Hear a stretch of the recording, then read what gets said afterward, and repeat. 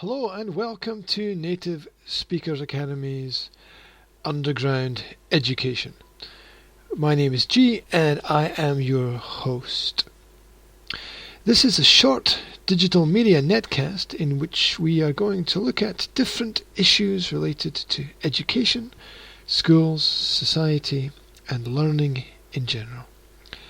Our aim is to highlight ideas that empower you to take more control of your own personal life. So today's article is 5 ways to transcend the school mindset. It is written by Laura Grace Weldon, and the source is lauragraceweldon.com. She has a lot of other interesting opinions and articles on her website, so why don't you check it out if you've got a moment. Remember that the sources for this netcast are posted together with the audio and video, and you can follow the article if you want as I read through it. So let's get on with it. 5 ways to transcend the school mindset. School-like instruction has been around less than a fraction of 1% of the time we humans have been on Earth. Yet humanity has thrived. That's because we're all born to be free-range learners. We are born motivated to explore, play, emulate role models, challenge ourselves, make mistakes, and try again, continually gaining mastery. That's how everyone learns to walk and talk. That's how young people have become capable adults throughout history. And that's how we have advanced the arts, sciences, and technology. In the long view, school is the experiment. But it's hard to see beyond the school mindset, because most of us went to school in our formative years. So when we think of education, we tend to view school as the standard, even if we simultaneously realize that many parts of that model, found also in daycare, preschool, kids clubs and enrichment programs, aren't necessarily beneficial. Narrowing the innate way we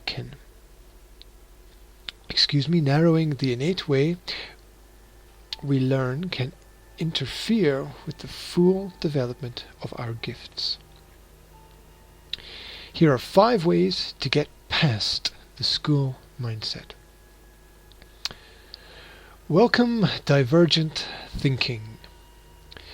In school, the emphasis is on coming up with the correct answer. But we know that the effort to avoid making mistakes steers children away from naturally innovative perspectives. Divergent thinking generates ideas. It's associated with people who are persistent, curious, and non-conforming.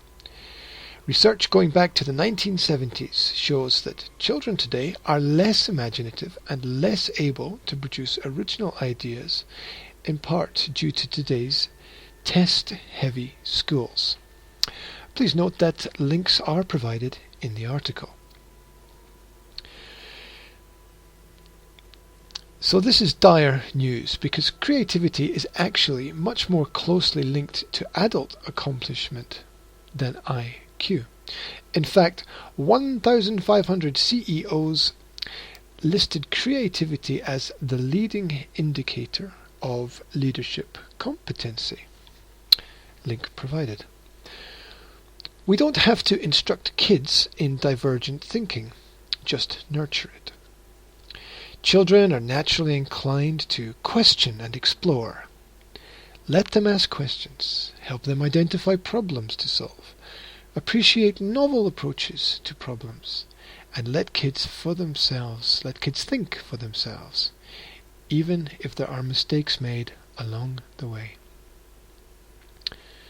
Value full body learning. School-like learning emphasizes the brain over the body. It emphasizes one hemisphere of the brain over the other, focusing mostly on left brain analytical thinking. But children don't learn easily when they spend too much time sitting still. Eyes focused too long on a teacher or lesson or screen, their curiosity silenced and their movements limited. Children ache for more active involvement. Research shows us that the rules necessary to keep a classroom full of kids in order all day, like being quiet and sitting still, can overtax a child's ability to resist other impulses. The mismatch between school-like expectations and normal childhood development has resulted in millions of children being diagnosed with ADHD. One of those kids was my third child, whose symptoms disappeared once we took him out of school and figured out how to homeschool such an active child. What we need to remember is that the mind and body are exquisitely tuned to work together. Movement allows sensory input to stimulate the brain as it absorbs a flood of information. This is why the brain builds new neural pathways, locking learning into memory. Check out the marvelous book Spark for more of this. Active, talkative, curious children aren't bad. They're normal. If we look at movement, we realize that even a very brainy activity, reading, has to do with the body. Children develop reading readiness in a variety of ways, including conversation and being read to, but also through physical activities that help their neurological pathways mature. These are activities children will do whenever given the opportunity, like swinging, skipping, climbing, walking, and swimming. All the relentless activity of early childhood may well be a sort of intrinsic wisdom built into them, because movement is key to keeping an active brain. Children who are more physically active actually increase the areas of their brains necessary for learning and memory. That doesn't mean the antidote to the school mindset is a constant frenzy of activity. It doesn't mean that children tend to self-regulate within a loving structure of safeguards. Excuse me, did I say it doesn't? It does. It does mean that children tend to regulate within a loving structure of safeguards. That makes sense. Every child needs to balance physical activity with other essentials like snuggling, daydreaming, and sufficient sleep. We simply need to remember that movement isn't an enemy of education. Build on the Goldilocks Effect. This term came from researchers who demonstrate we are cued to ignore information that's too simple or too complex. Instead, we're drawn to and best able to learn from situations that are just right. Sort of like the educational equivalent of Goldilocks on a porridge testing quest. The Goldilocks effect means that you are attracted to what holds just the right amount of challenge for you right now. Usually that means something that sparks your interest and holds it close to the edge of your abilities, encouraging you to push yourself to greater mastery. That's the principle used to hold a player's attention in video games. That's what inspires artists, musicians, athletes to ever greater accomplishments. That's how kids who follow a fascination of their own tend to learn and retain more than any prepared lesson could teach them. Or kids tell what they're ready to learn. They tell us through what bores them and fascinates them, and they're drawn to, and what they're drawn to, and what they resist. They're telling us that until they're ready, learning doesn't stick. Diminish the focus on instruction. The school mindset leads us to believe children benefit from lessons. the newest educational toys and electronics, coached sports at an early age, and other adult-designed, adult-led behaviors and endeavors. Well-intentioned parents work hard to provide their children with these advantages. We do this because we believe that learning flows from instruction. By that logic, the more avenues of adult-directed learning, the more kids will benefit. But there's very limited evidence that all this effort, time and money results in learning of any real value. Links provided. When we interfere too much with natural learning, children show us with stubbornness or disinterest that real education has very little to do with instruction. Learning has much more to do with curiosity, exploration, problem solving, and innovation. For example, if baby encounters a toy she's never seen before, she will investigate to figure out the best way, or a number of different ways, to use it. That is, unless an adult demonstrates how to use it, then all those other potential avenues tend to close, and the baby is less likely to find multiple creative ways to use that toy.